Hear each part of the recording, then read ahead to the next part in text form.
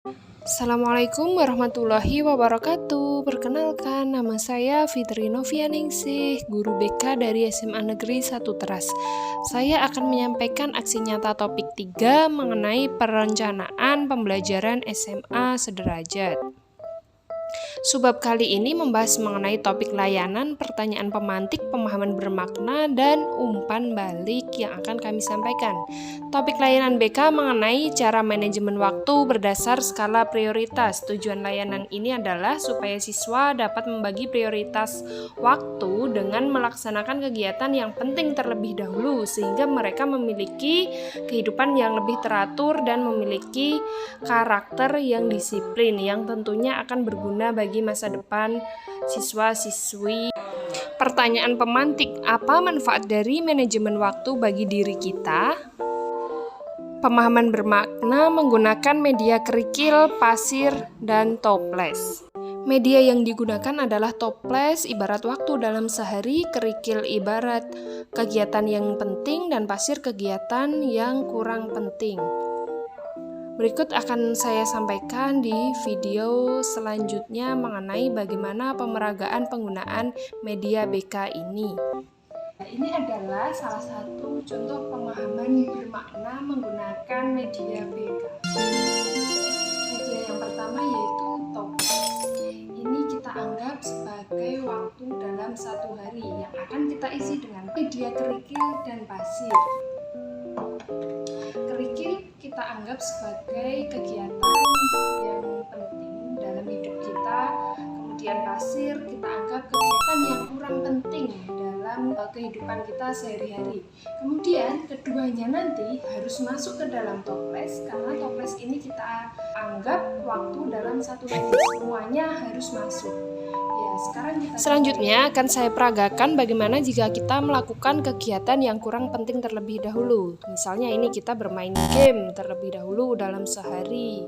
Kemudian kita mementingkan kegiatan yang masih kurang penting lainnya dalam sehari tersebut. Apakah akan tercover dalam satu waktu? Misalnya ini saya begadang jadi tidak tidur tepat waktu. Ini saya masukkan ke toples sebagai acuan waktu dalam satu hari. Kemudian saya melakukan kegiatan yang kurang penting lagi, nongkrong misalnya. Nah, ini kita masukkan lagi ke dalam toples.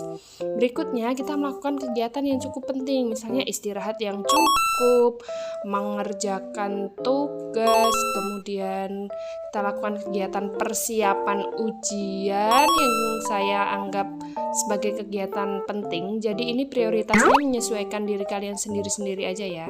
Kemudian kita masukkan lagi, misalnya saya melakukan silaturahmi dengan saudara. Itu kan lumayan penting ya untuk kehidupan sosial kita. Oke, kita tidak bisa masuk dalam satu toples, artinya tidak tercover dalam sehari. Terpaksa harus ada kerikil yang dibuang atau disingkirkan dulu. Dan ini baru tertutup, kegiatan bisa masuk dalam sehari, akan tetapi ada catatannya, yaitu kegiatan penting tidak terlaksana, batunya masih ada yang tertinggal di luar. Artinya kegiatan yang penting malah tidak tercover dalam waktu satu hari, kita jadi terlambat sekolah dan sebagainya. Bagaimana jika kita balik, kita melakukan kegiatan yang penting terlebih dahulu, baru kegiatan yang kurang penting? Apa yang akan terjadi?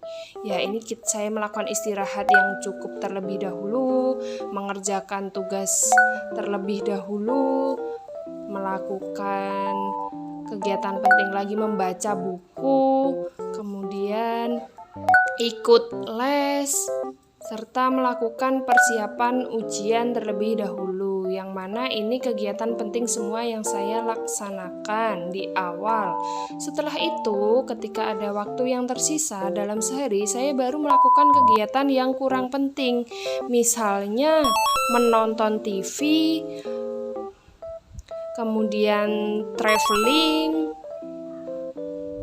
berburu diskon, scroll media sosial, bermain game, dan ngobrol dengan teman. Ya, prioritasnya menyesuaikan diri kalian saja ya, mana yang kalian anggap penting dan mana yang kalian anggap kurang penting. Oke, ini bisa dilihat ya, semua bisa masuk. Apakah bisa tertutup semua? Ya, dilihat bareng-bareng. Oke ya. Ini sip, semua kegiatan terlaksana dalam satu hari apabila kita melakukan kegiatan yang penting terlebih dahulu, baru kegiatan yang kurang penting.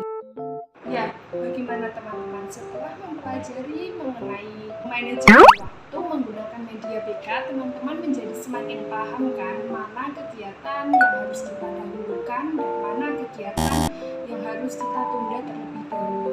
Artinya kita harus melaksanakan kegiatan yang penting dulu, baru yang kurang penting supaya bisa tercover ke dalam satu waktu. Jangan selalu katakan masih ada waktu atau nanti saja. Lakukan segera, gunakan waktumu dengan bijaksana. Umpan balik bisa dibaca di slide berikut. Ada 3 siswa kami, kemudian rangkuman. Setelah menyimak materi tersebut dapat ditarik kesimpulan bahwa sangat penting menentukan skala prioritas. Dapat dijadikan acuan bahwasanya dalam melaksanakannya tetap fokus pada kegiatan yang penting terlebih dahulu, baru sisa waktunya dapat kita isi dengan kegiatan yang kurang penting lainnya, seperti yang sudah saya contohkan pada video sebelumnya. Oke teman-teman, sampai sini sudah paham ya?